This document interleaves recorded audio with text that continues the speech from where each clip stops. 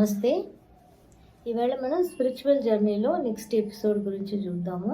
అదేంటంటే మాకు every month second Sunday మా సిద్ధ గురువుతోటి ఒక సత్సంగం ఉంటుంది. అప్పుడు పబ్లిక్ కూడా వస్తుంటారు. ఏ క్వశ్చన్స్ అయినా మనం అడగచ్చు. ఏ క్వశ్చన్స్ అని ఇంకా క్వశ్చన్లు ఇది అడగాలి అది అడగలేదు కూడదని ఏం రూల్స్ ఉండవు. ఏ క్వశ్చన్స్ అయినా మనం అడగచ్చు. అన్నిటికీ ఆయన ఆన్సర్ ఇస్తూ ఉంటారనమాట.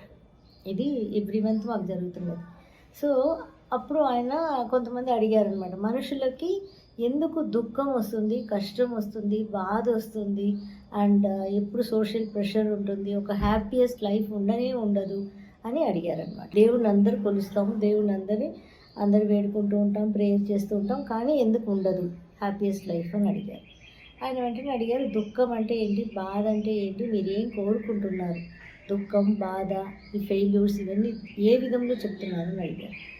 దుఃఖం అని అంటే ఇప్పుడు మనం ఏదైనా బిజినెస్ చేస్తాం, అందులో మనకి ఫెయిల్యూర్స్ వస్తున్నాయి, అది చాలా బాధాకరం అయిపోతుంది మనుషులకి. డబ్బులు ఫైనాన్షియల్ ప్రెషర్ ఎక్కువ ఉంటుంది, అండ్ హస్బెండ్ వైఫ్ రిలేషన్షిప్ సరిగ్గా లేదు, అందువల్ల బాధలు. పిల్లలకి పేరెంట్స్కి రిలేషన్షిప్ సరిగ్గా లేదు, అందువల్ల బాధలు. అంటే ఈయన దృష్టిలో దేవుడు, ఎనర్జీ ఇవన్నీ వేరే వేరే ఫార్మెట్లో మాట్లాడతారు ఆయన. అవన్నీ మనం ఇప్పుడు వెళ్తే మీకు కన్ఫ్యూజ్ అవుతుంది. సో ఎందుకు దేవుడు వచ్చి కాపాడడు అని అడిగారు అనమాట. దానికి ఆయన అడిగారు, మీకు మహాభారతం కథ తెలుసా అని అడిగారు. అందరికి తెలుసు కదా, స్మాల్ స్టోరీ కదా, తెలుసు కదా అని చెప్పారు. అని చెప్తే వీళ్ళు ఆయన అడిగారు, సరే మహాభారతంలో ఏం జరిగింది, ధర్ముడు దుర్యోధనుడి దగ్గరికి విందుకు వెళ్తున్నాడు, దుర్యోధనుడు ఆహ్వానించాడు. అక్కడికి వెళ్ళాక విందు అయినాక పాచికలు ఆడటానికి పిలుస్తారు. దుర్యోధనుడి తరపున శకుని ఆడతారు కదా. ఆడినప్పుడు ఫస్ట్ ధర్ముడు ఏం చేస్తాడు, రాజ్యాన్ని పెడతాడు, ఓడిపోతాడు. తర్వాత తన తమ్ముళ్ళందరినీ తాకట్టు పెడతాడు, అందరూ ఓడిపోతాడు. ఫైనల్గా పాంచాలిని కూడా తాకట్టు పెట్టి ఓడిపోతాడు. ఇది అందరికి తెలిసిన విషయం. ఆ తర్వాత సభలో వాళ్ళు వస్త్రాపహరణం చేస్తారు కదా పాంచాలి. అలా చేసినప్పుడు పాంచాలి ఏం చేస్తుంది, బట్ట ఇలా చేతులు పెట్టుకుంటుంది, క్లాత్ ఇలా లాగేస్తూ ఉంటాయి కదా, మనం చూస్తుంటాం, అన్ని సినిమాల్లో కూడా చూస్తుంటాం కదా. చేతులు పైకి ఎత్తేసి ఇంకా నన్ను కాపాడు కృష్ణ కృష్ణ నడిచినప్పుడు కృష్ణుడు వస్తాడు. ఇది మనకు తెలుసు. ఇది స్టోరీ అన్నమాట. ఇక్కడ మనం ప్రపంచంలో కూడా ఎంతోమంది పాంచాలి, ఎంతోమంది ధర్ముడు, ఎంతోమంది దుర్యోధనులు ఉన్నారు. ఇదే స్టోరీ లాగానే ఉంది, ప్రపంచం కూడా అలాగే ఉంది. అంటే ఈ స్టోరీకి కాదు నేను చెప్పేది, ఎందుకంటే దేవుణ్ణి కోరుకునే దాంట్లో చెప్తున్నారు ఆయన ఏం చెప్పారు అంటే, మీరు దేవుడు ఎప్పుడు కూడా దేవుణ్ణి కోరుకునేటప్పుడు మీరు ఏం కోరుకుంటారు వెళ్ళి అని అడిగారు.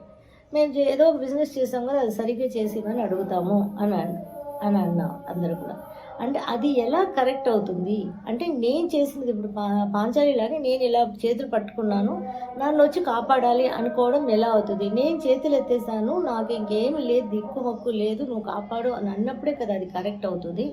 అలాగే ఇక్కడ కూడా మీరేం చేస్తున్నారు, ఏ గొడవలు జరిగినా, ఏమైనా హస్బెండ్ వైఫ్ రిలేషన్షిప్లో ప్రాబ్లం వచ్చినాయి అనుకోండి, వెంటనే మీరేమనుకుంటారు అంటే ఎదుటి మనిషి మీద నింద వేస్తారు. అక్కడ నేనేం తప్పు చేశాను అన్నది మీరు ఒక్క క్షణం ఆలోచిస్తే మనలోనే తప్పు ఉంటుంది. ఇప్పుడు ఎదుటి వ్యక్తులు తప్పు ఉండదు అంటారనమాట ఆయన.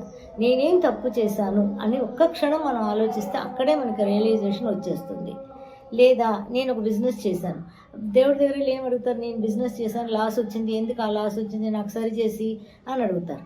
మీరేం అడగాలి, నాకు అది బిజినెస్ సూట్ కాలేదేమో, నేను ఏ దారిలో వెళ్ళాలి, ఏ బిజినెస్ చేయాలి అని నాకు దారి చూపించు అని అడగాలి. ప్రతిదీ కూడా మీరే డిసైడ్ చేసుకుంటారు, ఇలా ఉంటేనే బాగుంటుందని మీరు డిసైడ్ చేసుకొని అలా కావాలని అడుగుతారు మీరు. ప్రతిదీ కూడా ఎక్కడ కూడా తప్పు అనేది ఏ మనిషి దగ్గర, ఎదుటి మనిషి దగ్గర లేనే లేదు, మన దగ్గరే తప్పు ఉంటుంది. అది మనం ఎప్పుడైతే రియలైజ్ అవుతామో ఆటోమేటిక్గా అక్కడ దుఃఖం, బాధ, కష్టానికి చోటు లేదు అంటారు.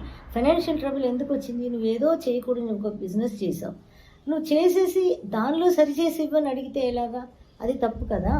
నువ్వు ఏం అడగాలి, నేను ఏదో తెలియక చేశాను, నేను ఏ దారిలో వెళ్ళాలి, ఏ బిజినెస్ చేస్తే నేను సక్సెస్ అవుతాను, నాకు ఆ దారి చూపించు అని అడగాలి కదా.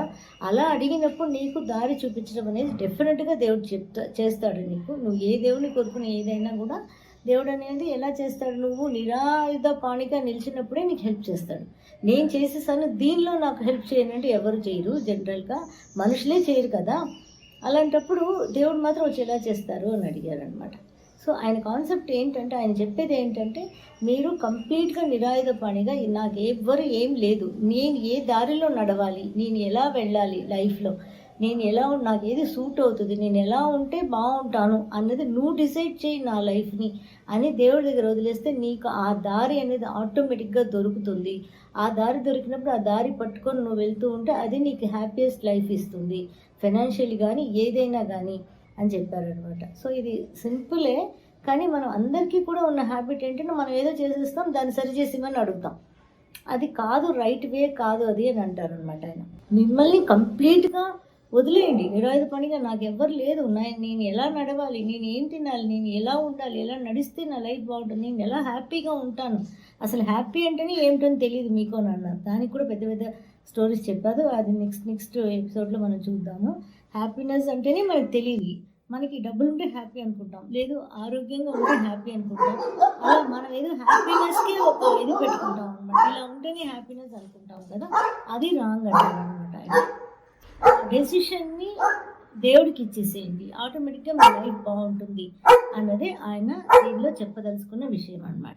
ఏదైనా మీకు డౌట్స్ ఉన్నా కానీ మా సిద్ధ గురువుతో అడిగి చెప్పడానికి మీకు కావాల్సిన ఏదైనా క్వశ్చన్స్ ఉంటే నాకు కమెంట్స్లో తెలియజేయండి. ఆ క్వశ్చన్స్కి నేను మీకు ఆయన అడిగి ఆన్సర్స్ ఇస్తాను. ఇంకా మీకు నచ్చినట్టయితే లైక్ చేయండి, షేర్ చేయండి, కమెంట్ చేయండి, సబ్స్క్రైబ్ చేయండి అండ్ బెల్ ఐకాన్ ప్రెస్ చేసుకోండి so that you don't miss any of our videos.